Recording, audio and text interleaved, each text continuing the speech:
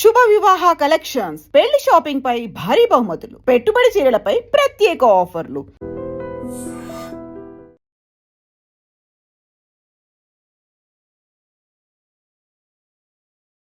Welcome to I dream. మార్చి 31 మరో 4 రోజుల్లో వస్తుంది. అమిత్ షా నిర్ణయించిన డెడ్ లైన్ మార్చి 31తో ముగిసింది. అదే ఆపరేషన్.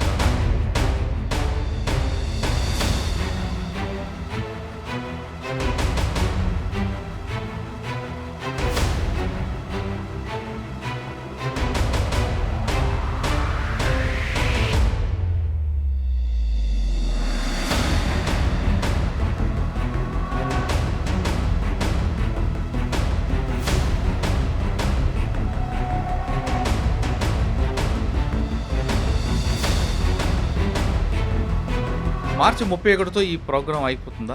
మార్చి 31తో అన్నీ బంద్ అయిపోతుంది, అన్నీ కంప్లీట్గా చాప్టర్ క్లోజ్ చేస్తారంటే బహుశా ఉండదు.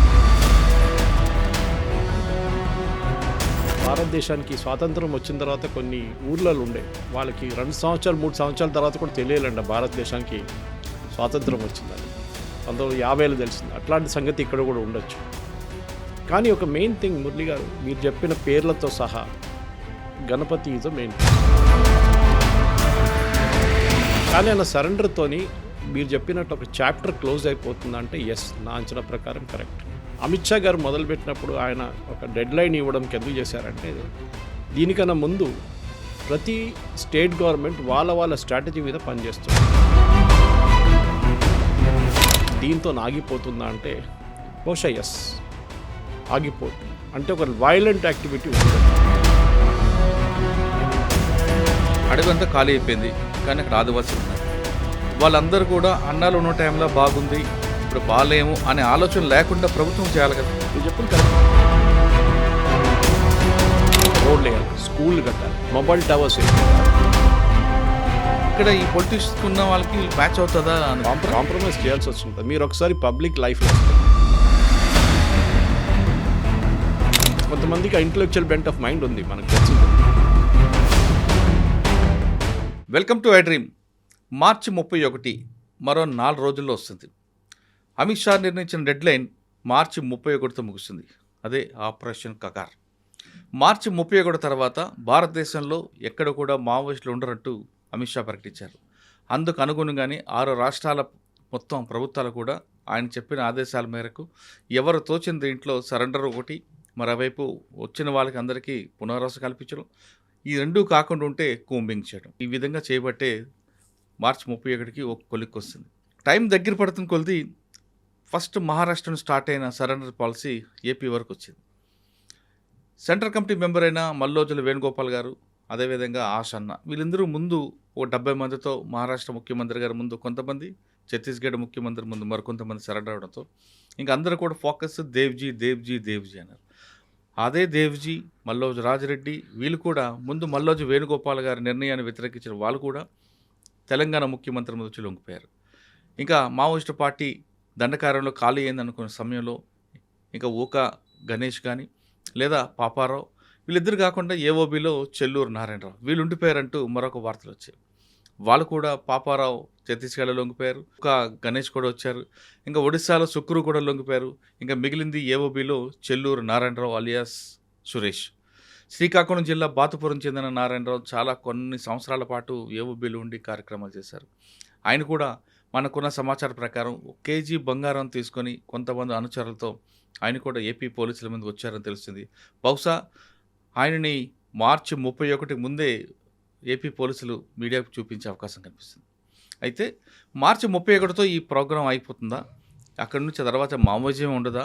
అసలు కమ్యూనిస్టులు కనబడరా? అంటే కమ్యూనిస్టులు భావజాలం ఉన్న వాళ్ళు కనబడరా? లేదు అడవుల్లో అభివృద్ధి ఆగుతుందా? అడవుల్లో అభివృద్ధి ఇంకా ముందుకెళ్తుందా? ఈయన ప్రశ్నల మీద మనతో మాట్లాడడానికి ప్రముఖ విశ్లేషకులు సురేష్ కొచ్చేటి గారు ఆయన అడిగి మార్చి 31 తర్వాత ఏం జరుగుతుంది, వాట్ నెక్స్ట్ అనే విషయాన్ని సార్ అడిగి తెలుసుకుంది. సార్ నమస్తే. నమస్కారం. మీకు చాలా సుదీర్ఘంగా చెప్పినట్లున్నాను ఇప్పుడు యాంకర్ పార్టీ. మీకున్న నాలెడ్జ్ ఇంకా ఎవరికి ఉండదు. నాకు నాలెడ్జ్ కాదు కదా సార్. అయితే మార్చి 31తో డెడ్ లైన్ అయిపోతున్న తర్వాత ఇంకా ఆపరేషన్లు ఆగుతాయా? లేదు ఆపరేషన్ కగార్ ఆగిన తర్వాత దాని పేరు ఇంకోటి మారుస్తారా? అసలు పీపుల్స్ అంటే మావోయిస్టు మీద నిషేధాన్ని ఎత్తివేస్తారా? లేదు అసలు పార్టీ లేదు కాబట్టి ఇంకా నిషేధం అనేది పూర్తిగా డ్రై అయిపోతుందా? ఈ లొంగిపోయిన వాళ్ళందరూ కూడా ప్రజాక్షేత్రానికి వస్తాం, మేము మరొకసారి పోరాటాలు చేస్తాం అంటే, పోరాటం అంటే చట్టబద్ధంగా చేస్తాం, లీగలైజ్ చేస్తాం అని చెప్తున్నారు. వాళ్ళందరూ వివిధ రాజకీయ పార్టీలో చేరి వెళ్తారా? లేదు వాళ్ళందరూ కలిపి ఒక రాజకీయ పార్టీ పెట్టుకుంటారా? వీటన్నిటి మీద మీ ఒపీనియన్ ఏంటి? మీరు అడిగిన ప్రశ్న 6 ప్రశ్నలు ఉన్నాయి, ఒకటి తర్వాత ఒకటి తీసుకుందాం.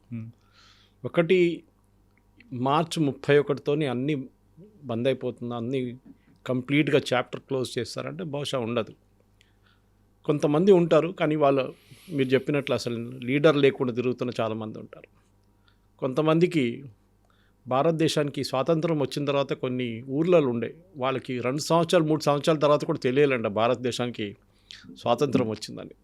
1950లో తెలిసింది. అట్లాంటి సంగతి ఇక్కడ కూడా ఉండొచ్చు. కానీ ఒక మెయిన్ థింగ్ మురళి గారు, మీరు చెప్పిన పేర్లతో సహా Ganapati is a main person. అది బహుశా ఆయన ఇన్ఫ్లుయెన్స్ అందు ఉండకపోవచ్చు, ఆయనకి హెల్త్ ఇష్యూస్ చాలా ఉన్నాయి, మీకు తెలిసిందే. కానీ ఆయన సరెండర్తోని మీరు చెప్పినట్లు ఒక చాప్టర్ క్లోజ్ అయిపోతుందంటే ఎస్, నా అంచనా ప్రకారం కరెక్ట్.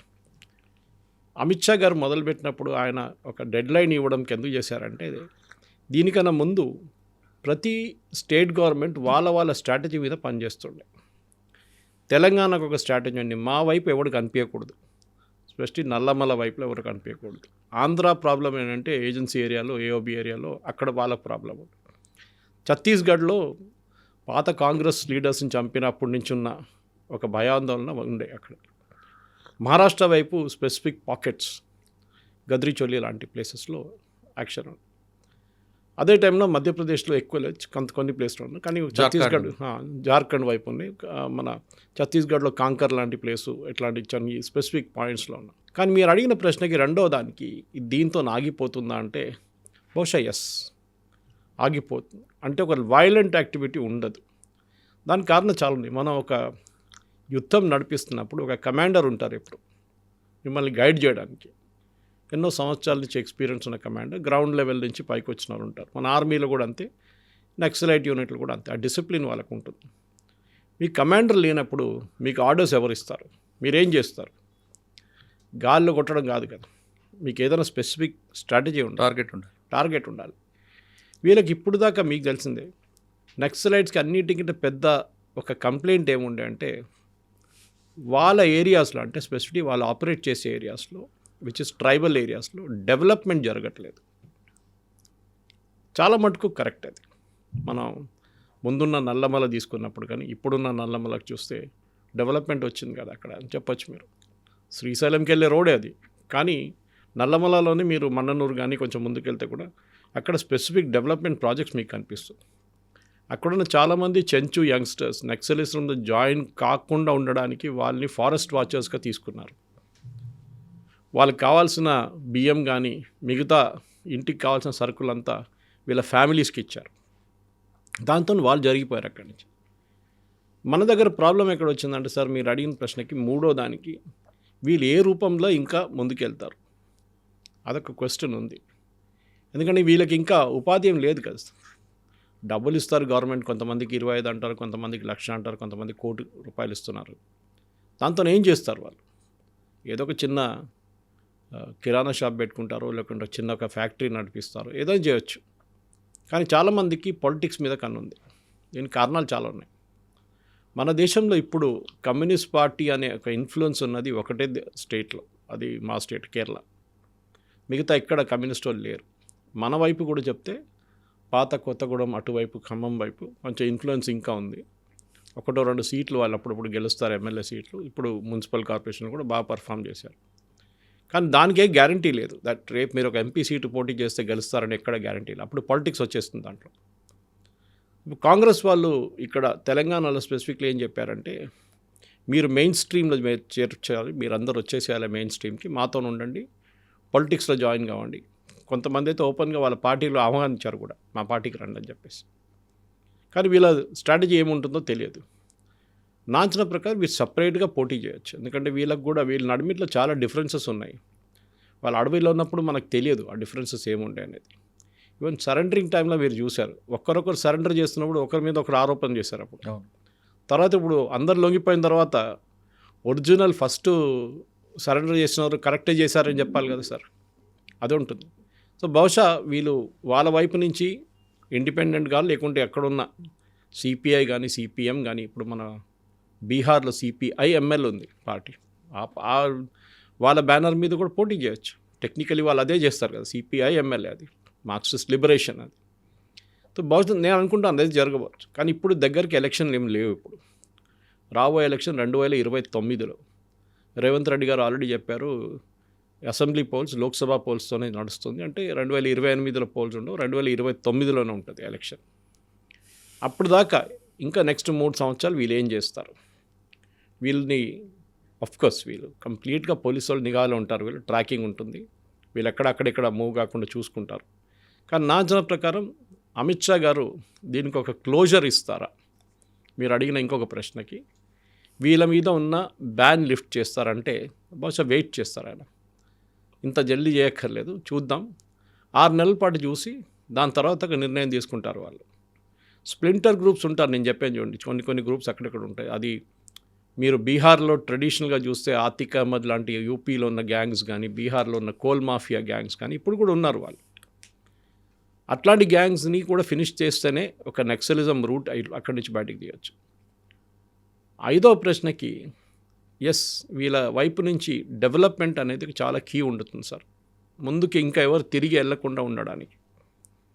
మనం బొలివియన్ కమ్యూనిస్ట్ రెవల్యూషన్ చూస్తే షేగౌరా వాళ్ళు ఉన్న దాంట్లో వాళ్ళందరూ ఒక స్పెసిఫిక్ రీజన్ కోసం అక్కడి నుంచి బయటకు వచ్చి పోరాటం చేశారు. దాంట్లో చాలామంది అంటారు ఈ వాజ్ అ డ్రగ్ అడిక్ట్ అంటారు, అన్నీ. అండ్ మావో ఎప్పుడు చెప్పారు power flows to the barrel of the gun అన్నారు. కానీ ఇప్పుడు కమ్యూనిస్ట్ పార్టీ చైనా చూస్తే గన్ లేదు, బ్యారెల్ లేదు, ఏం లేదు. వాళ్ళు ఇప్పుడు అమెరికా కన్నా క్యాపిటలిస్ట్ అయిపోయారు. సో ఇది కూడా ఇప్పుడు సరెండర్ చేసిన తర్వాత మీరు చూస్తుంటారు పేపర్లలో వీళ్ళని ఐటీ డిస్ట్రిక్ట్ తీసుకెళ్లారు, హైదరాబాద్ హైటెక్ సిటీ తీసుకెళ్ళి అది చూపించారు. చాలామంది అడిగారు దానికి ఏంటి కారణం అంటే దానికి డెఫినెట్గా ఎందుకంటే చాలామంది దీంట్లో ఈ ఇంజనీరింగ్ కాలేజ్ నుంచి బయటకు వచ్చిన వాళ్ళు, కాకతీయ ఉండొచ్చు, ఉస్మానియా ఉండొచ్చు, దాని నుంచి బయటికి చదువుకొని బయటకు వచ్చిన వాళ్ళు. ఆ టైంలో ఉద్యోగాలు లేవు. వన్ ఆఫ్ ద రీజన్స్ అని చెప్పొచ్చు వీళ్ళు తుపాకీ పట్టుకొని బందుకు పట్టుకున్నారు. ఉద్యోగం లేదు, అఫ్కోర్స్ ల్యాండ్ రిఫార్మ్స్ లేదు.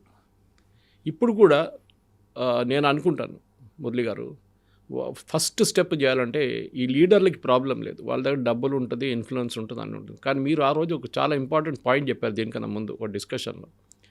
ఇప్పుడు కూడా చాలామంది జైల్లో ఉన్నారు, వీళ్ళని సహాయం చేసిన వాళ్ళ సంగతి ఏంటి? వాళ్ళకి ఎవరు సహాయం చేయరు, వాళ్ళకి డబ్బులు ఇయ్యరు, వాళ్ళని ఎవరు చూసుకోరు, వాళ్ళని ఎవరు హైటెక్ సిటీ తీసుకెళ్లరు, వాళ్ళ సంగతి ఏంటి? ఇది ఒక పెద్ద ప్రశ్నగా మిగిలిపోతుంది. ఇది ఇక్కడి నుంచే మనకి ప్రాబ్లం స్టార్ట్ అవుతుంది. ఇది చూసుకోకపోతే మళ్ళీ నక్సలిజం వస్తుందని చెప్పట్లేదు నేను, కానీ ఇంకొక రూపంలో ఈ నక్సల్ మూమెంటు మళ్ళీ బయటకు రావచ్చు, మళ్ళీ పైకి రావచ్చు. కానీ అది చూసుకోవాల్సిన బాధ్యత పోలీసుది ఉంది, కాకుండా ప్రభుత్వానికి కూడా ఉంది. సార్ నక్సల్స్ బయటకు వచ్చారు, కాస్త పక్కన పెడతామండి. అడవి అంతా ఖాళీ అయిపోయింది, కానీ అక్కడ ఆదివాసీలు ఉన్నారు. వాళ్ళందరూ కూడా అన్నాలు ఉన్న టైంలో బాగుంది, ఇప్పుడు బాగాలేము అనే ఆలోచన లేకుండా ప్రభుత్వం చేయాలి కదా. మీరు చెప్పింది కరెక్టే. ఫర్ ఎగ్జాంపుల్ మనం ఎప్పుడు చూస్తాం కూర్గ్ వైపు మా ఫ్రెండ్ ఒకరు ఉన్నారు, ఆమె చాలా సంవత్సరాల నుంచి కూర్గ్లో ఈ ట్రైబల్స్తో పనిచేస్తారు సార్. నేను అది ఎప్పుడు అందరికి చెప్తుంటాను, క్లాసిక్ ఎగ్జాంపుల్ అది. మన అందరికి తెలిసిందే ఈ ట్రైబల్స్ని ఎక్స్ప్లాయిట్ చేయడం చాలా ఈజీ సార్. మన వైపు సోప్ నట్స్ తీసుకొస్తారు, నల్లమల వైపు నేను చూశాను. ఎప్పుడు 10 సంవత్సరాల టైంలో ఈవెన్ అడవి లోపలికి వెళ్ళినప్పుడు కూడా నేను చూశాను యాజ్ అ మీడియా పర్సన్. వాళ్ళు తీసుకొస్తున్న దానికి అసలు కిలోకి కూడా వాళ్ళు డబ్బులు ఇయ్యరు, అంత తక్కువ డబ్బులు తీసుకొచ్చి బయట మార్కెట్కి తీసుకొచ్చి దాన్ని పౌడర్ చేసి అమ్ముతారు, లేకుంటే ఇంకేదైనా ఫామ్లో అమ్ముతారు, షాంపూగా అమ్ముతారు. 100 రూపాయలు, 200, 300 రూపాయలకి అమ్ముతారు. వీళ్ళకి ఏం రాదు. మనకు అందరూ తెలిసింది ఆ టైంలో ఈ నల్లమల వైపు ఉన్న చెంచుల నడిమిట్లో కొన్ని గుడంబ హ్యాబిట్ ఉండే చాలా మటుకు తాగడంలో. దాన్ని కూడా వీళ్ళు కావాలని చెప్పి ఎంకరేజ్ చేశారు ఈ బయట నుంచి వచ్చే ఏజెంట్లు. ఈమె ఏం చేసిందంటే మా తెలుసు ఆ ఫ్రెండ్ ఆమె ఒక హనీ ఫ్యాక్టరీ నడిపిస్తుంది మైసూర్లో. వీళ్ళ ట్రైబల్స్తో మాట్లాడి కూర్గ్ ఏరియాలో చెప్పారు, మీరు హనీ కలెక్ట్ చేస్తున్నప్పుడు హనీది అన్నిటికంటే పెద్ద ప్రాబ్లం ఏంటంటే సార్ అది కలెక్షన్ మీద ఉంటుంది. మీరు ఏ క్వాలిటీలో కలెక్ట్ చేస్తారు దాని మీద దాని రేట్ ఉంటుంది. ఏదో వెళ్ళి హనీ కలెక్ట్ చేయడం కాదు. ఏంటంటే వీళ్ళ దగ్గర ఉన్న ప్లాస్టిక్ గిన్నె ఉంటుంది చూడండి, ప్లాస్టిక్ కంటైనర్, అది కడగరు, అట్లానే వాడుకుంటారు. నెక్స్ట్ టైం కూడా వెళ్ళి ఫ్యాక్టరీకి ఇచ్చేస్తారు, ఎవరో ఏజెంట్కి ఇచ్చేస్తారు, వాడు పోసేసుకుంటారు, డబ్బులు ఇస్తాడు, మీరు వెళ్ళిపోతారు. ఆ క్లీనింగ్ ప్రాసెస్ నేర్పించారు. ఎక్స్ట్రా కంటైనర్స్ ఇచ్చారు వాళ్ళు. ఆ ఒక్క పాయింట్తోనే సార్ వాళ్ళది రెవెన్యూ రియలైజేషన్ ఆల్మోస్ట్ డబుల్ అయిపోయింది, డబుల్ కన్నా ఎక్కువైంది యాక్చువల్లీ. ఇది మనం చేయాల్సింది సార్. మన దగ్గర ఇంతమంది ఎన్జిఓస్ ఉన్నారు, ఇంతమంది పనిచేస్తున్నారు. గవర్నమెంట్ కూడా ఒక స్థాయి దాకా చేయొచ్చారు వాళ్ళు, దానికన్నా ముందు వాళ్ళు వెళ్ళలేరు. ఒక రోడ్లు వేయాలి, ఎస్ దా గవర్నమెంట్ పని, అది స్కూల్ కట్టాలి గవర్నమెంట్ పని, మొబైల్ టవర్స్ వేపియాలి, అది బిఎస్ఎన్ఎల్ కానీ మిగతా వాళ్ళు చేస్తారు. అది కాకుండా ఏం చేస్తారు నెక్స్ట్, అక్కడ ఉన్న వాళ్ళకి ఉపాధి ఏంటి, మహిళలకి ఏదైనా పని చేయాలంటే వాళ్ళ కుట్టు మిషన్ కొనడమే ఏదైనా. దాని కింద స్టేట్ గవర్నమెంట్కి ఎన్నో స్కీమ్లు ఉన్నాయి, సెంట్రల్ గవర్నమెంట్ కూడా ఎన్నో స్కీమ్లు ఉన్నాయి. ఇది కంటిన్యూస్గా చేయకపోతే that is way the problem will start. అంటే వాళ్ళు అడుగుతుంది కూడా, మాకు ఎక్కువగా హెల్త్ ఇష్యూ ప్రాబ్లం ఉన్నాయి అడవిలో, ఏమైనా ఇష్యూ అయితే మాకు రావడానికి పోవడం లేదు, మాకు డిస్పెన్సరీ కావాలి, హాస్పిటల్ కావాలని అడుగుతుంటారు. అన్నలు ఉన్నప్పుడు చేయడానికి అన్నలు ఉన్నారు కాబట్టి లోపలికి వెళ్ళకూడదు, వెళ్ళలేము అంటూ గవర్నమెంట్ వీళ్ళని కవర్ చేసుకుంటూ తప్పించుకుంది. కానీ ఇప్పుడు వాళ్ళు లేరు కాబట్టి మస్ట్గా వాళ్ళు చేసే ముందు హెల్త్ ఇష్యూ మీద వాళ్ళకి ఫోకస్ చేస్తే గవర్నమెంట్ బాగుంటుందేమో కదా, లేదంటే మళ్ళీ మరొకసారి వాళ్ళ అన్నలు ఉంటేనే బాగుండని ఆలోచన వచ్చే అవకాశం ఉంది కదా. ఈ సిచ్యువేషన్ మీరు కేరళలో, నేను వచ్చే కేరళ నుంచి అట్టప్పాడి అని చెప్పి కేరళలో ట్రైబల్ ఏరియా ఒకటి ఉంది, bordering Tamil Nadu Karnataka tri junction లాగా ఉంటుంది. అక్కడ కూడా కొంచెం నక్సలైట్ యాక్టివిటీ ఉండే ముందు, తర్వాత అది మోస్ట్లీ తమిళనాడు వైపు నుంచి వచ్చిన నక్సలైట్ వాళ్ళని, అక్కడ ఉన్న థండర్ బోల్ట్స్ అని చెప్పి యాంటీ నక్సలైట్స్ వాళ్ళు చంపేసిన తర్వాత నక్సలిజం పోయింది అక్కడి నుంచి. సార్ అట్టపాడిలో మీరు విలేజ్ ఇప్పుడు కూడా 200, 300, 400 కోట్లు ప్రతి సంవత్సరం ఖర్చు చేసి కూడా పిల్లలు పుట్టంగానే చనిపోతున్నారు చాలామంది, చైల్డ్ డైయింగ్ ఎట్ బర్త్. ఎందుకంటే వాళ్ళ మదర్కి ప్రాపర్ ఫీడ్ లేదు. హాస్పిటల్ ఒకటే కాదు సార్, మీరు హాస్పిటల్ అంబులెన్స్ పెట్టి పక్కనున్న హాస్పిటల్ తీసుకెళ్ళచ్చు, అదాన్ని చేయొచ్చు, రోడ్లో వేసుకోవచ్చు. కానీ మీరు ప్రైమరీ హెల్త్ చూడకపోతే ప్రాబ్లం వస్తుంది. నేను ఈ ఫీల్డ్లో పనిచేశాను, దానికోసం నాకు తెలుసు. హెల్త్ కేర్లో 10 సంవత్సరాలు పనిచేశాను నేను ఇంటీరియర్ విలేజెస్లో చెప్పాను, నల్లమల్ల కూడా అదే పాయింట్ మీద వెళ్ళాను నేను. ఇంటీరియర్ విలేజ్ కడప వైపు అని పనిచేసినప్పుడు అక్కడ చూశానంటే మెటర్నల్, వాళ్ళ చదువు లేని లేడీస్కి వాళ్ళు ఏం తినాలని వాళ్ళకి తెలియదు. గుడ్లు తినాలన్నా, పాలు తాగాలన్నా, ఎంత పాలు తాగాలి వాళ్ళకి తెలియదు. వెయిట్ చెక్ చేయించుకోవాలి, ఇది కూడా వాళ్ళకి తెలియదు. సో ఏం చేసామంటే ప్రైమరీ హెల్త్ సెంటర్స్, అంగన్వాడీలో ఆశా వర్కర్ని పెట్టుకొని పని చేయించాం సార్. ఇది మనం చేయాలి. మీరు మన్ననూరుకి వెళ్తే, నేను ఇప్పుడు కాదు, ఐఎమ్ టాకింగ్ ఆఫ్ ఒక 6, 7, 8 సంవత్సరాలు బిఫోర్ కోవిడ్, మన్ననూరులో ఒక హెల్త్ క్యాంప్ పెట్టని చెప్పి వెళ్ళాం సార్. వెళ్తే అక్కడ ఒక మన్ననూరు చెక్ పోస్ట్ కాగానే కొంచెం ముందుకెళ్ళి రైట్లో ఒక ప్రైమరీ హెల్త్ సెంటర్ ఉంది. అక్కడికి వెళ్తే పేషెంట్ ఇట్లా పడున్నారు, అంటే ఊరోళ్ళు అంతా ఫ్లోర్ మీద పడున్నారు, బెడ్లు లేవు, ఏం లేవు. నేను ఒక నర్స్ని కలిసాను, అమ్మ ఎక్కడ డాక్టర్ ఎక్కడ ఉన్నాడు? డాక్టర్ లేడు సార్, ఆయన వారానికి ఒకసారి వస్తాడు హైదరాబాద్ నుంచి. అప్పుడు చూడండి, ఆ డాక్టర్ని తప్పుపడతారా మీరు? ఆయన నల్లమలకు వస్తే ఆయన ఉండడానికి ఒక ప్రాపర్ అకామిడేషన్ ఉండదు. వాళ్ళ ఫ్యామిలీ అయితే మర్చిపోండి, వాళ్ళు రారు అక్కడికి, పిల్లల ఎడ్యుకేషన్ అదంతా ఉంటుంది. ఇప్పుడు డాక్టర్ రానప్పుడు ఏమైంది, నర్సు చూసుకుంటున్నారు అక్కడ, ఆమె గోళ్ళు ఇస్తున్నారు అందరికీ, వాళ్ళకేమో నర్సే డాక్టర్ గాగా అయిపోయారు. ఫస్ట్ స్టెప్ సార్ హాస్పిటల్ కాదు ఇంపార్టెంట్, ప్రైమరీ హెల్త్ సెంటర్స్. మీరు హాస్పిటల్ నెక్స్ట్ స్టెప్లో తీసుకోవచ్చు. ఒక జిల్లాకి మీకు ఒక 10 హ్యాబిటేషన్స్ ఉంటే, 10 చిన్న చిన్న విలేజెస్ ఉంటే, అక్కడ మీరు ప్రైమరీ హెల్త్ సెంటర్ పెట్టి అక్కడి నుంచి కొంచెం దూరం ఒక హాస్పిటల్ పెట్టండి. మీరు ఒక అపోలో లాంటి హాస్పిటల్లో, లేకుంటే పెద్ద కేర్ హాస్పిటల్లో, లేకుంటే యశోదానో ఇంకేదో మీరు కట్టక్కర్లేదు. మీరు ఒక ప్రైమరీ హెల్త్ సెంటర్ నుంచి ఒక రెఫరల్ హాస్పిటల్కి తీసుకురండి. నేను చెప్తాను సార్, ఈ హెల్త్ కేర్ ఫీల్డ్లో 10 సంవత్సరాలు పనిచేస్తున్న దానికి ఎక్స్పీరియన్స్ ప్రకారం 95% మంది సిటీకి వస్తున్న వాళ్ళు, ఈవెన్ మహారాష్ట్ర, కర్ణాటక నుంచి కూడా వస్తారు మన వైపు, వాళ్ళు సిటీకి రాక్కర్లేదు. వాళ్ళు ఎందుకు వస్తారంటే వాళ్ళకు ఆ వైట్ కోట్ చూడంగానే కాన్ఫిడెన్స్ వస్తుంది, పెద్ద బిల్డింగ్లు చూడంగానే కాన్ఫిడెన్స్ వస్తుంది, మమ్మల్ని చూసుకోవడానికి ఎవరన్నా. మీరు చెప్పిన point correct sir, absolutely. First step ఒకటి నేను ఎడ్యుకేషన్ గురించి చెప్పాను, దీనికన్నా స్కూల్ అని చెప్పాను, కానీ దాన్ని కొంచెం ఎక్స్పాండ్ చేయాల్సి వస్తుంది. ఎందుకంటే అక్కడ వెళ్ళి ఎవరు పని చేస్తారు సార్? ఏకల్ విద్యాలయాలు లాంటి కాన్సెప్ట్ ఉండాలి. ఒక టీచర్ 5 సబ్జెక్టులు చెప్తారు, దానికి సెంట్రల్ గవర్నమెంట్ ఫండింగ్ కూడా దొరుకుతుంది ఈజీగా, స్టేట్ గవర్నమెంట్ కూడా ఫండ్ చేయొచ్చు. ఎడ్యుకేషన్ ఒకటి మీరు చెప్పింది, నెక్స్ట్ హెల్త్ కేర్, 3 ఉపాధి. They have to have some revenue stream. ఆ రెవెన్యూ స్ట్రీము మీరు అక్కడ వెళ్ళి నేను పెద్ద ఒక ఐటీ ఇది పెడతానంటే నడవదు. మనం చూసే ఇప్పుడు సిద్దిపేటలో, కరీంనగర్లో ఐటీ పార్కులన్నీ ఖాళీగా పడుతున్నాయి. ఏది? డిస్ట్రిక్ట్ హెడ్ క్వార్టర్స్లో. ఇప్పుడు మీరు ఒక ఏం చెప్తారు, ట్రైబల్ ఏరియా సంగతి, అంటే ట్రైబల్లో ఐటీ పార్క్ కాకపోయినా అక్కడ అగ్రికల్చర్, కమర్షియల్ క్రాప్స్ పెడితేనే బాగుంటుంది. ఎగ్జాక్ట్లీ అదే చెప్పాను నేను. మీరు వాళ్ళు ఎట్లా కలెక్ట్ చేస్తారో, హనీ ఎట్లా కలెక్ట్ చేస్తారో, సోప్ నెట్ ఎట్లా కలెక్ట్ చేస్తారో, మిగతా వాళ్ళకి కావాల్సిన కొత్త కొత్త ఈ అగ్రికల్చర్లో చాలా మటుకు ఉంది సార్ కాన్సెప్ట్స్. కమర్షియల్ క్రాప్ వైపు వెళ్తే వాళ్ళకి బాగుంటుంది. వెళ్తుంటే వాళ్ళు బాగుంటుంది. అది వాళ్ళకి చూపించండి, రెవెన్యూ స్ట్రీమ్ చూపిస్తే వాళ్ళ పిల్లలు కూడా అక్కడే ఉండిపోతారు. సరే, అడవిలో అన్నలు లేరు అనే విషయం మర్చిపోయేలా ప్రభుత్వం చేస్తుందో మనం అనుకుందాం. ఇంకా బయటకు వచ్చిన వాళ్ళందరూ కూడా వివిధ రాజకీయ పార్టీలకి, వాళ్ళకి ఎవరికి అనుకూలంగా ఉందో ఆ రాజకీయ పార్టీకి వెళ్దారని అనుకుందాం కాసేపండి. కానీ వాళ్ళకి ప్రశ్నించే తత్వం ఉంటుంది. కరెక్ట్. వాళ్ళు చిన్న విషయాన్ని కూడా ఖచ్చితంగా ప్రశ్నిస్తారు, అవసరమైతే ఎదిరిస్తారు కూడా. అటువంటి మెంటాలిటీ వాళ్ళని రాజకీయ పార్టీలు తీసుకుంటే వాళ్ళని తలతో వాళ్ళ చేతితో వాళ్ళు గోక్కున్నట్టు ఉంటుంది కదండి. అది ఉంటుంది. మరి ఆ యాటిట్యూడ్ ఉన్న వాళ్ళు ఎలా మరి ఇక్కడ మెయింటైన్ అవుతారు? నేను అదే ఉంటుంది సార్, ఒక కాంట్రడిక్షన్ ఉంటుంది. వీళ్ళకి రాజకీయ పార్టీలో లీడర్ ఏం చెప్తే చేయాల్సింది కింద వరకు. కరెక్ట్. అది ఆర్మీలో ఒప్పుకోరు కదా.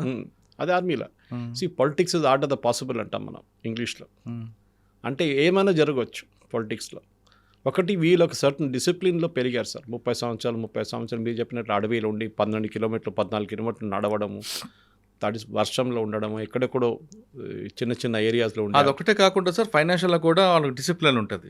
రూపాయి ఖర్చు పెట్టాలని అకౌంట్ చూపిస్తారు వాళ్ళు. అది కాదు, అది ఉండదు ఇక్కడ ముందు ఎలక్షనే మీకు 40 కోట్లు 50 కోట్లు కావాల్సి. ఇక్కడ ఫస్ట్ మన స్టెప్లోనే పొలిటీషియన్స్ ఎలా వీళ్ళు ములాఖాత్ అవుతారు? అది చాలా డిఫికల్ట్ మురళి గారు, మీకు తెలిసింది అది. నేను అనుకుంటాను వాళ్ళ భావజాలం వేరు, వీళ్ళ భావజాలం వేరు. మీరు చెప్పినట్లు most important financial discipline. Election పోటీ చేయాలని డబ్బులు కావాలి. పబ్లిక్తో డబ్బులు ఇస్తే కానీ పబ్లిక్ ఓటేయరు. అప్పుడు వీళ్ళేమంటారు, అడవియే బెటర్ అంటారు. ఇదేంటి మా అడవిలో ఉన్న ఆదివాసీలే బెటర్, వీళ్ళేంటి కొడుకులు ఇక్కడ డబ్బులు తీసుకుని 2,500 3,000 రూపాయలు తీసుకుని ఓటేస్తా అంటారు, నేను ఎందుకు ఇవాళ డబ్బులు అంటారు. కాంట్రడిక్షన్ వస్తుంది. వాళ్ళ దాంట్లో కూడా ఒక మారల్ డైలమా ఉంటుంది. మనం అనుకుంటాం ఈ ప్రొఫెషనల్ కౌన్సిలింగ్ అనేది ఎక్కడో సిటీలో ఉన్న కొంతమంది మెంటల్ ఇష్యూస్ ఉన్న వాళ్ళకి కౌన్సిలింగ్ అనుకుంటాం. కాదు, వీళ్ళకి కూడా కౌన్సిలింగ్ కావాల్సి వస్తుంది. మీరు హైటెక్ సిటీకి ఎందుకు తీసుకెళ్లారు? బయట నుంచి బిల్డింగ్ చూపించారు, బాగానే ఉంది. అక్కడ పనిచేస్తున్న పిల్లలు ఏదో ఫర్ ఎగ్జాంపుల్ ఆదిలాబాద్ వైపు నుంచో, లేకుంటే నిర్మల్ వైపు నుంచో, లేకుంటే కొన్ని ఏరియాస్ ట్రైబల్ ఏరియాస్ నుంచి ఇక్కడ వచ్చి పనిచేస్తున్న పిల్లలతో ఇంటరాక్షన్ ఉంటే బాగుంటుండే. వాళ్ళకి అర్థమవుతుంది. ఇప్పుడున్న పొలిటిక్స్ తెలియదని కాదు సార్, వీళ్ళకి తెలుసు పొలిటీషియన్స్ ఎట్లా ఉంటారో ఏం చేస్తారో అంతా వీళ్ళకి తెలియనేం లేదు. కానీ మీరు చెప్పిన మాట ప్రకారం కరెక్ట్. వీళ్ళ దగ్గర 1 కిలో బంగారం ఉంటే ఆ బంగారం తీసుకొని వస్తున్నారు, వాళ్ళు తీసుకొని ఎవరికి అమ్మేసుకొని రావట్లేదు. అట్లీస్ట్ ఆనెస్టీ మనం అప్రిషియేట్ చేయాలి. కరెక్ట్. అది వీళ్ళకి లేదు. పొలిటీషియన్స్కి ఆనెస్టీ లేదు కదా. ఇప్పుడు అదే ₹1 కోటి ఒక క్యాష్ కానీ బంగారం దొరికితే బయటకు కూడా రారు కదండి. అదే కొంతమంది, అందరు కాదు. సో ది ప్రాబ్లమ్ ఉంటుంది సార్. అదొక మారల్ డైలమా వాళ్ళకి చాలా రోజులు ఉంటుంది. వాళ్ళకి వాల్యూస్ ఉంటాయి, అంటే వీళ్ళకి లేవని కాదు, కానీ వాళ్ళకు మరీ కొంచెం ఎక్కువ వాల్యూస్ ఉంటాయి. ఇక్కడ ఈ పొలిటిక్స్ ఉన్న వాళ్ళకి మ్యాచ్ అవుతుందా? కాంప్రమైజ్ చేయాల్సి వస్తుంది. మీరు ఒకసారి పబ్లిక్ లైఫ్లో వస్తే, లేకుంటే మీరు డిసైడ్ చేయొచ్చు, నేను దీనికి వెళ్ళను, నేను అకాడమిక్ లైఫ్కి వెళ్ళిపోతాను. ఎవరు ఆపుతున్నారు సార్? నేను ఏదో యూనివర్సిటీలో వెళ్ళి పని చేసుకుంటాను, ప్రొఫెసర్గాను అసిస్టెంట్ ప్రొఫెసర్గాను పని చేసుకుంటాను. ఓకే, కొంతమందికి ఇంటలెక్చువల్ బెంట్ ఆఫ్ మైండ్ ఉంది, మనకు తెలిసిందే. ఇప్పుడు మీరు వరవర్రావు లాంటి ప్రొఫెసర్ కోదండరామ్ లాంటి వాళ్ళని చూస్తే కూడా వాళ్ళకి ఇంటలెక్చువల్ బెంట్ ఆఫ్ మైండ్ ఉంది, ప్రొఫెసర్ హర్గోపాల్ కానీ వీళ్ళకి. సో అట్లాంటి పనులు చేసుకోవచ్చు. ఎవ్రీబడి అందరూ పొలిటిక్స్లో దిగాలని లేదు. వీళ్ళకి తెలుసు పొలిటిక్స్ అనేదే ఒక మెస్. పొలిటిక్స్ అంటే డబ్బులు, పొలిటిక్స్ అంటే ఎథిక్స్. 90% మందికి ఎథిక్స్ లేదు, మీరు చెప్పిన దాని ప్రకారం కరెక్ట్. అట్లాంటి దానికి నేను కాంప్రమైజ్ అవ్వడానికి రెడీగా ఉన్నారంటే yes, then they can do it. కాదు, నేను నా మాట మీద ఉంటాను, నా మీద మీకు రేపు 100 కన్నా తక్కువ ఓట్లు వస్తాయి, అది మీరు గుర్తుపెట్టుకోవాలి అంతే. ఇది మెయిన్ ప్రాబ్లం సార్ వీళ్ళది. ఎందుకంటే ఈ ప్రాబ్లం మీరు సరెండర్డ్ నెక్స్లైట్స్ ఒక్కరే కాదు, ఈ మూమెంట్ నుంచి కాకుండా బయట ఉన్న వాళ్ళు కూడా పోటీ చేస్తున్నారు. మీరు చూసారు కోదండరామ్ గారి సంగతి, మీరు చూశారు. ఏమైంది సార్ ఆయన పార్టీ? ఎక్కడున్నారు ఆయన? నడపలేపారండి, పార్టీ నడపలేపారండి. అది కరెక్ట్. ఎందుకు? మీరు కోదండరామ్ గారిని పక్కన పెట్టండి, జయప్రకాష్ నారాయణ గారిని తీసుకోండి. ఎడ్యుకేటెడ్, రిటైర్డ్ ఐఏఎస్, రిటైర్డ్ కాదు ఐఏఎస్ నుంచి వాలంటరీ తీసుకున్న మనిషి, చాలా ప్రొఫెషనల్గా నేను ఎథికల్గా ఒక పార్టీ నడుపుతాను, డబ్బులు అసలు ఉండవు దీంట్లో అని చెప్పారు. ఆయనది ఏమైంది సార్ లాస్ట్లో? ఆయన అంతే, హ్యాండ్స్ అప్. సో మీరు అందరూ దొంగలు, అందరూ బీజేపీ కానీ కాంగ్రెస్ కానీ బీఆర్ఎస్ కానీ వీళ్ళందరూ ఇదే పని చేస్తారంటే to a large extent correct. కానీ దాని బయట నుంచి పనిచేస్తున్న సిస్టమ్ మీరు నక్సలైట్స్ మరిపోయింది. వీళ్ళిద్దరు ఎగ్జాంపుల్ తీసుకోండి, వాళ్ళు అదే చూస్తారు కదా. ఈయన పార్టీ పెట్టిండు, ఎక్కడ పోయిండు, లాస్ట్ తాళం వేసి ఆయన బీజేపీలో చేరిపోయిండు అంటారు ప్రొఫెసర్ జయప్రకాష్ నారాయణ గారు. అంటే అటువైపు వెళ్తున్నారు అట్లీస్ట్ అని. ఇది అందరికీ ఉంది ఈ ప్రాబ్లం. సో నేనేమంటున్నా అంటే వీళ్ళకి ఒక సెన్స్ ఆఫ్ రియాలిటీ రావాలి సార్. ఎందుకంటే వీళ్ళు అడవిలో ఉన్నప్పుడు మీకు ఒక లెవెల్, ఇంటలెక్చువల్ లెవెల్ ఇక్కడ ఉంటుంది. ఎథికల్ లెవెల్ ఇక్కడ ఉంటుంది. మీరు చెప్పినట్లు 10 రూపాయలు వస్తే ఆ 10 రూపాయలకి ఒక అకౌంట్ ఇస్తారు వీళ్ళు. అవును ఇక్కడ దొంగ అకౌంట్లు తయారు చేస్తారు ఎలక్షన్కి. సార్, అక్కడ వాళ్ళదే పై చేయండి అడవిలో, వాళ్ళు ఏం చెప్తే అదే సాహసం. ఇక్కడికి వచ్చిన తర్వాత జరగదు అది. అదే మరి ఆ యాటిట్యూడ్ ఉన్న వాళ్ళు ఇక్కడ మెయింటైన్ అవ్వగలరా? చాలా డిఫికల్ట్ సార్. నేను కూడా అదే అంటే సరెండర్ చేయడం చాలా ఈజీ సార్. దాని తర్వాత మీకు 2-3 ఆప్షన్స్ ఉన్నాయి. ఒకటి మీరు పాలిటిక్స్లో వెళ్తారు. దట్ మీన్స్ మీకు ఒక ఆఫ్టర్ లైఫ్ అంటే 30 సంవత్సరాల తర్వాత యూజువల్లీ రిటైర్ అయిపోతారు ఎవరైనా. ఒక 20 సంవత్సరాలు జాబ్లో చేరిన తర్వాత 25 సంవత్సరాలు 55-56 యూ రిటైర్. నేను రిటైర్మెంట్ తీసుకొని మా గ్రాండ్ చిల్డ్రన్తో ఆడుకుంటాను, మా ఊర్లలో ఉంటాను, ఏదో అక్కడ అగ్రికల్చర్ చిన్న చిన్న పొలాల పనో లేకుండా ఏదైనా చూసుకుంటానని చెప్పి ఉంటే అది ఇంకో స్ట్రాటజీ. లేదు నేను పాలిటిక్స్లోనే దిగుతానంటే మీరు యూ షుడ్ బి అవేర్ ఏమేమి రావబోతుంది. రేపు మీరు ఫ్రస్ట్రేషన్ చూపించకూడదు. ఇదేంట్రా ఇది, నేను అక్కడ అడవిలో ఉంటే బాగుంటుండే అని చెప్తే మళ్ళీ అది ఇంకో స్టోరీ అయిపోతుంది. సో అది 2 ఆప్షన్స్. మీరు చెప్తున్నట్లుగా ఆ సిచ్యువేషన్ రాకుండా ఉండాలంటే గవర్నమెంట్ ఏం చేయాలండి? సో గవర్నమెంట్ వైపు నుంచి ఏం లేదు, ఎక్కువ చేయలేము. గవర్నమెంట్ వైపు నుంచి ఒక ఎగ్జాంపుల్ ఇచ్చాను మీకు, ఉపాధి కల్పించడం. సో వీళ్ళ డిసిప్లిన్ యూజ్ చేయాల్సి వస్తుంది సార్. మీరు రిటైర్డ్ అయిన ఆర్మీ ఆఫీసర్స్, పోలీస్ ఆఫీసర్స్ చూడండి, వాళ్ళు ఎక్కడికి వెళ్తారు సార్? వాళ్ళు ఏదో సెక్యూరిటీ ఏజెన్సీ పెట్టుకుంటారు, లేకుంటే ఏదో హౌస్ కీపింగ్ ఏజెన్సీ పెట్టుకుంటారు, లేకుంటే కాలేజ్లో అడ్మినిస్ట్రేటివ్ ఆఫీసర్గా జాయిన్ అవుతారు. ఎందుకంటే వాళ్ళకి తెలుసు వాళ్ళు వచ్చిన ఫీల్డ్ నుంచి ఉన్న డిసిప్లిన్. నేను ఒక సెక్యూరిటీ ఏజెన్సీని పెట్టుకుంటే నేను నడిపించుకోవచ్చు. ఆఫ్కోర్స్ 100% ఆర్మీ లాగా ఉండదు, ఒక 70-60% దాకా ఉంటుంది డిసిప్లిన్ అక్కడ. ఇది వీళ్ళు కూడా చేయాలి సార్. వీళ్ళ వైపు ఉన్న అడ్వాంటేజ్ ఏంటి సార్? వీళ్ళు అడవిలో ఉన్నారు, వీళ్ళు అక్కడ ఉన్న డెవలప్మెంట్ ఆర్ నాన్ డెవలప్మెంట్ 2 చూశారు. వీళ్ళని అక్కడే పెట్టండి సార్. మళ్ళీ అడవికి పంపించని చెప్పట్లేదు, కానీ రేపు ఒక కన్సల్టెంట్గా మీరు ఫర్ ఎగ్జాంపుల్ గడ్రిచోలి అక్కడ పనిచేసిన ఒక డాక్టర్ కపుల్ నాకు తెలుసు సార్. వాళ్ళకి చాలా అవార్డులన్నీ వచ్చినాయి. ఇప్పుడు వాళ్ళు పేరు మర్చిపోయాను, కానీ మహారాష్ట్రన్ కపుల్ ఒకటి. ఎంత బాగా ఆ టైంలో నెక్సలైట్స్ ఉన్నప్పుడు పీక్ ఆఫ్ నెక్సలిజం చెప్తున్నారు. సో వాళ్ళు అక్కడ హాస్పిటల్లో 22-30 సంవత్సరాల నుంచి అక్కడ ఉన్నారు. వాళ్ళ టాలెంట్ అక్కడ ఉంది సార్, సిటీలో కాదు. నేను ఇప్పుడు కూడా చెప్తున్నాను, దే ఆర్ మిస్ఫిట్. ఇప్పుడున్న నెక్సలైట్ సీనియర్ లీడర్షిప్ సిటీలో పనిచేస్తే వాళ్ళు 1 సంవత్సరం లోపల ఫ్రస్ట్రేట్ అయిపోతారు. మనమే సిటీలో ట్రాఫిక్ చూసి, ఇక్కడ రిజిస్ట్రేషన్ ఆఫీస్కి వెళ్తే లంచాలు ఇచ్చి, ఆర్టీ ఆఫీస్కి వెళ్తే లైసెన్స్ తీసుకోవడానికి డబ్బుల కోసం, మిగతా అన్ని దానికి లంచాలు ఇచ్చి మనం యూస్టప్ అయిపోయాం. వాళ్ళు అట్లా కాదు, వాళ్ళు వచ్చి కోపం వస్తుంది వాళ్ళకి. అంటే మనకి ఇన్బిల్ట్ అయిపోయింది అది. మన సిస్టంలో వచ్చేస్తుంది చిన్నప్పటి నుంచే. పోలీసు వాడు పట్టుకుంటే 50 రూపాయలు ఇచ్చి పారిపోతారు. ఇది మన చిన్నప్పుడు నేర్పించి వాళ్ళ కాదు. ఏంట్రా ఇది, మాది అట్లా కాకుండే కదా అంటే మళ్ళీ నువ్వు అక్కడే ఉండిపో అంటారు వీళ్ళు. అదే కదా, ఇది ప్రాబ్లం అవుతుంది. సో వాళ్ళ టాలెంట్ నేను అనుకుంటాను, నా అంచనా ప్రకారం గవర్నమెంట్ చేయాల్సింది ఒకటి వాళ్ళ వైపు నుంచి వాళ్ళే చేసుకోవచ్చు. సెంట్రల్ గవర్నమెంట్ స్కీమ్స్ చాలా ఉన్నాయి, ఎస్పెషలీ అగ్రికల్చర్ స్కీమ్స్. అది కూడా అగ్రి స్కీమ్స్. రూరల్ ఏరియాస్లో ఉన్న ఫర్ ఎగ్జాంపుల్ పైనాపిల్ గ్రో చేయడం. మా దగ్గర కేరళ ఇట్లా నెక్సలైట్ ఏరియాస్, అప్పుడు ట్రైబల్ ఏరియాస్ చాలా మటు పైనాపిల్ గ్రో చేస్తారు. పెద్ద బిజినెస్ సార్ అక్కడ. కానీ దాన్ని ఏం చేస్తారు, పైనాపిల్గా అమ్ముకుంటారు, వాల్యూ అడిషన్ లేదు. ఇప్పుడు దాన్ని స్లైస్ చేసి, దాన్ని కట్ చేసి, దాన్ని డబ్బలు వేసి, దాన్ని ప్రాసెస్ చేసి, క్యానింగ్ చేసి అమ్ముతున్నప్పుడు వాల్యూ అడిషన్ 100%, 200% పెరిగిపోతుంది. ఇది చేయాలి సార్. వీళ్ళని ఎక్కడెక్కడి నుంచి వచ్చారో ఆ ట్రైబల్ ఏరియాస్లోనే మీరు ఒక కన్సల్టెంట్గా, గవర్నమెంట్ కన్సల్టెంట్గా, ఒక గవర్నమెంట్ ఉద్యోగం కాకుండా ఒక ఆఫీసర్గా అక్కడ ఉండి మీ టాలెంట్ మీరు యూజ్ చేయండి.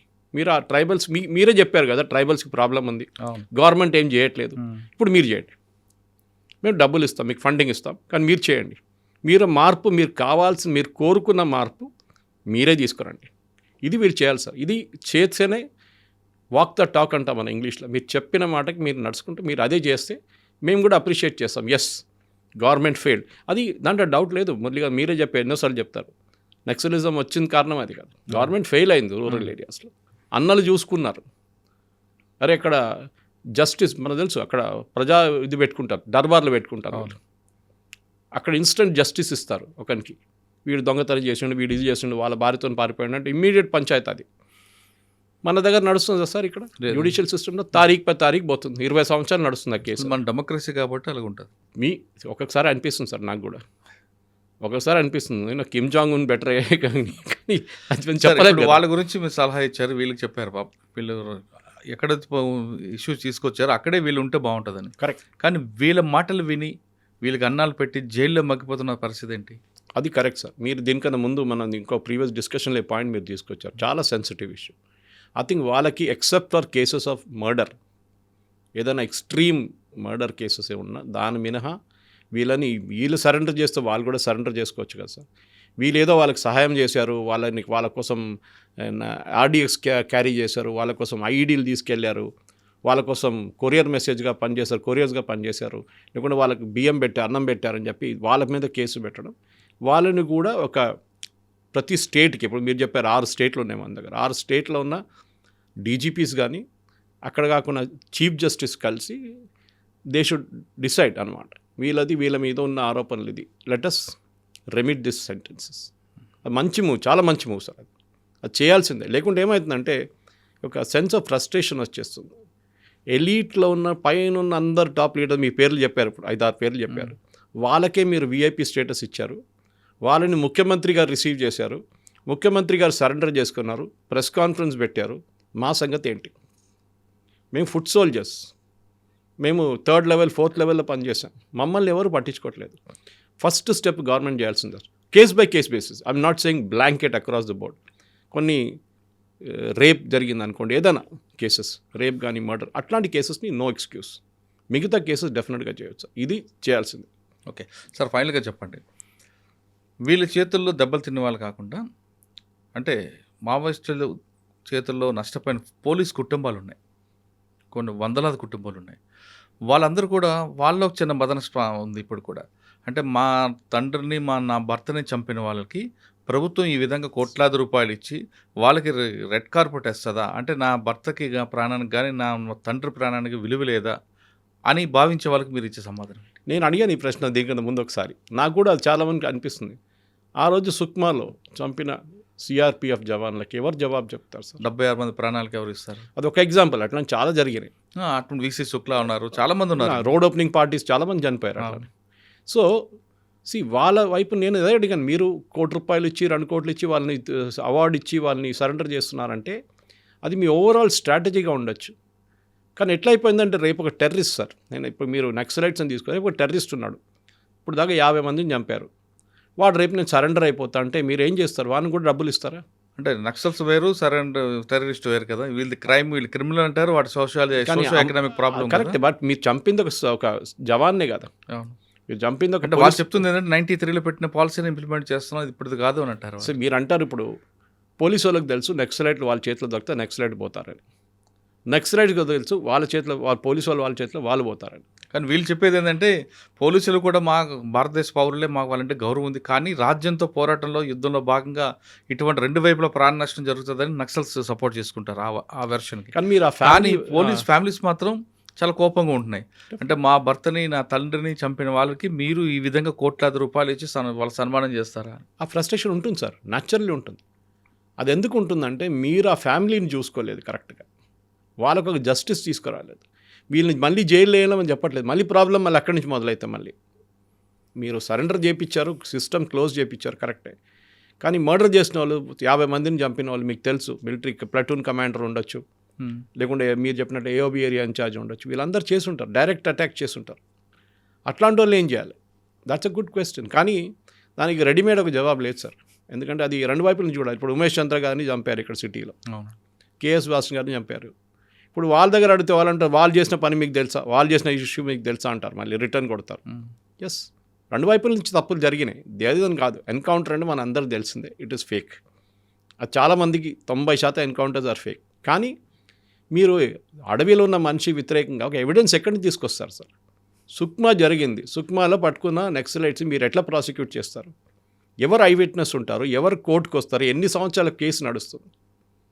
ఒక ఇన్స్టెంట్ జస్టిస్ ఉండాల్సింది. ఆ ఫ్యామిలీస్ని చూసుకోవాలి government. Live and let leave అంటారు ఇంగ్లీష్లో, అయిపోయింది ఆ చాప్టర్ ఫినిష్. కానీ మిమ్మల్ని మేము చూసుకుంటాం, వాళ్ళకి ఇచ్చే ₹1 కోటి కాక మీకు కూడా ₹1 ఇస్తాం, మిమ్మల్ని కూడా కాపాడుకుంటాం, మీ ఫ్యామిలీని చూసుకుంటాం, మీకు ఉద్యోగం ఇస్తాం, ఇది చూసుకోవాలి. అంటే పోలీస్ వైపు నుంచి అయితే కొన్ని ఫ్యామిలీస్కి జాబులు ఇచ్చారు, వాళ్ళకి కావాల్సిన ఆ మాన్యువల్ ప్రకారం వాళ్ళ ప్రొసీజర్ ప్రకారం వాళ్ళకి వెళ్తుంటాయి. కానీ కొంతమంది పొలిటీషియన్స్ చనిపోయారు ఛత్తీస్గఢ్గా, మరి వాళ్ళకు పొలిటీషియన్స్ ఏమైందంటే సార్, వాళ్ళు ఒక ఇప్పుడు మాధవ్ రెడ్డి గారు ఉన్నారు, శ్రీపాదరావు గారు ఉన్నారు, అక్కడ ఛత్తీస్గఢ్ తీసుకుంటే శుక్లా గారు ఉన్నారు. వీళ్ళది ఏంటంటే పొలిటీషియన్స్, లేదంటే ఇక్కడ మన కరీంనగర్ తీసుకున్న హైగ్రీవాచార్య గారు ఉన్నారు, ఉన్నారు. ఫస్ట్ అక్కడ నుంచి స్టార్ట్ అయింది. సో మీరు పొలిటీషియన్స్ అంటే వీళ్ళు ఏంటంటే వీళ్ళు క్లాస్ ఎనిమీస్గా తీసుకుంటారు. వాళ్ళు మీకు తెలిసింది భూస్వామి లాగానే క్లాస్ ఎనిమీస్ వీళ్ళు. అంటే వీళ్ళు సిస్టమ్ని రిప్రజెంట్ చేస్తున్నారు. ఒకవైపు పోలీసులు, ఒకవైపు పొలిటీషియన్స్. వీళ్ళు సిస్టమ్ని రిప్రజెంట్ చేస్తున్నారు. వీళ్ళు మర్చిపోయింది ఏంటంటే నక్సలైట్స్, ఈ పొలిటీషియన్స్ 5 సంవత్సరాలు ఉంటారో లేకుంటే 3 సంవత్సరాలు ఉంటారో, దాని తర్వాత వెళ్ళిపోతారు ఆ పదవి నుంచి. మీ మీద స్పెసిఫిక్గా వాళ్ళు మిమ్మల్ని చంపడానికి వాళ్ళు ప్లాన్లు వేయలేదు. వాళ్ళకి ఇచ్చిన ఒక జాబ్ అది. మీకు ప్లటూన్ కమాండరో లేకుంటే మీ సెంట్రల్ కమిటీ ఇచ్చిన ఇన్స్ట్రక్షన్ ప్రకారం మీరు నడిస్తే, పోలీసు వాళ్ళకి వాళ్ళ డీజీపీ ఇచ్చిన ఇన్స్ట్రక్షన్ ప్రకారం వాళ్ళు నడిస్తే, పొలిటీషియన్స్ ఏమో వాళ్ళ ముఖ్యమంత్రి కానీ వాళ్ళ పార్టీ హైకమాండ్ ఇచ్చిన డిసిషన్. మీరు వాళ్ళని టార్గెట్ చేసి వాళ్ళని చంపిన సిస్టమ్ పోతుందా సార్? శుక్లాతోని మిగతా కాంగ్రెస్ ఎస్టాబ్లిష్మెంట్ ఛత్తీస్గఢ్లో ఆల్మోస్ట్ వైప్అవుట్ అయిపోయారు. ఎక్సెప్ట్ అజిత్ జోగి బయటపడ్డారు అనుకుంటా. ఆ ఇన్సిడెంట్ అజిత్ బయటపడ్డాడు. అప్పుడు కూడా చాలా కాలం వీల్ చైర్ మీద ఉన్నారు. He was not well after that. ఆయనకి చాలా ప్రాబ్లమ్స్ ఉండే, హెల్త్ ప్రాబ్లమ్. నేనేం చెప్తున్నా అంటే మళ్ళీ దానికోసం సరే చేశారు. ఎందుకు ఏమంటే మేము టార్గెట్ వాళ్ళని చేశాం, ఒక మెసేజ్ పంపించాం గవర్నమెంట్కి దట్ మేము ఇది చేయవచ్చు అని. పోలీస్ ఫోర్స్కి ఏంటి వాళ్ళకి అడ్వాంటేజ్ అంటే, పోలీస్ ఫోర్స్కి వాళ్ళకి డైరెక్ట్ ఫైట్ ఉంటుంది. ఐదర్ ఐడీలు పెడతారు లేకుంటే అంబుష్ చేస్తారు. పొలిటీషియన్స్ అట్లా కాదు కదా సార్. వీళ్ళు ఎక్కడ దొరుకుతారో తెలియదు మనకి. పబ్లిక్ మీటింగ్లకు దొరుకుతారు. మీకు గుర్తుంటుంది బీహార్లో కూడా ఎన్నో మర్డర్లు జరుగుతాయి, యూపీలో జరుగుతాయి. దానికి పొలిటీషియన్స్ ఇన్వాల్వ్ ఉన్నారు. ఆతిక్ అహ్మద్ లాంటి వాళ్ళు దొరికారు మనకి ఇక్కడ యూపీలో. సో మీరు ఎవరిని తప్పు పెడతారు అప్పుడు? So both wise it's a moral dilemma sir. అది మన ఒక ఇంటలెక్చువల్ డిబేట్లో అది యూజ్ చేసుకోవచ్చు. కానీ ఎక్కడో ఒక జగలో ఇది ఫినిష్ చేయాల్సింది. అది March 31. That decision has taken. అది మనం రైట్ ఆర్ రాంగ్ అది అగ్రీ చేయాల్సింది సార్. అది మార్చి 31 మరో 4 రోజుల్లో వస్తుంది. మార్చి 31తో ఆపరేషన్ కాగా రాకపోయినా సమస్యని ప్రభుత్వం కానీ పూర్తిగా చొరవ చూపకపోతే మరో రూపంలో వచ్చే అవకాశం ఉందంటున్నారు సురేష్ గారు. ఇప్పటికైనా ఆదివాసీలకు కావాల్సింది ఏంటి అనే విషయాన్ని పూర్తిగా ప్రభుత్వం ఫోకస్ చేయడమే కాకుండా, ఎవరైతే బయటకు వచ్చారో వాళ్ళకే అక్కడ పనిచేసే అవకాశం ఇచ్చి, అదే ఆదివాసులు ఎదుర్కొంటున్న సమస్యల మీద పూర్తిగా ఫోకస్ చేస్తే ఖచ్చితంగా వీళ్ళలో మార్పు వస్తుంది. ఆదివాసీలు కూడా అన్నలను పూర్తిగా మర్చిపోయే అవకాశం ఉంటుంది. అంతేకాకుండా ప్రభుత్వం కూడా ఇప్పుడు వచ్చిన బయట వస్తున్న వాళ్ళందరూ కూడా మన ఈ సరెండర్ పాలసీ ఏ విధంగా ఉందో అవన్నీ ఇంప్లిమెంట్ చేయకపోతే వీళ్ళలో కూడా ఒక ఫ్రస్ట్రేషన్ వచ్చి మరోసారి అటువైపు చూసే అవకాశం రాకుండా చేయాల్సిన బాధ్యత ప్రభుత్వం మీద ఉందంటున్నారు సురేష్ గారు. ఇది ఈ వారం సురేష్ గారితో ఎక్స్క్లూజివ్ ఇంటర్వ్యూ. వచ్చే వారం మరో ఇష్యూలో మళ్ళీ కలుద్దాం. అందరికీ నమస్తే. థ్యాంక్ యూ అండి. Thank you very much.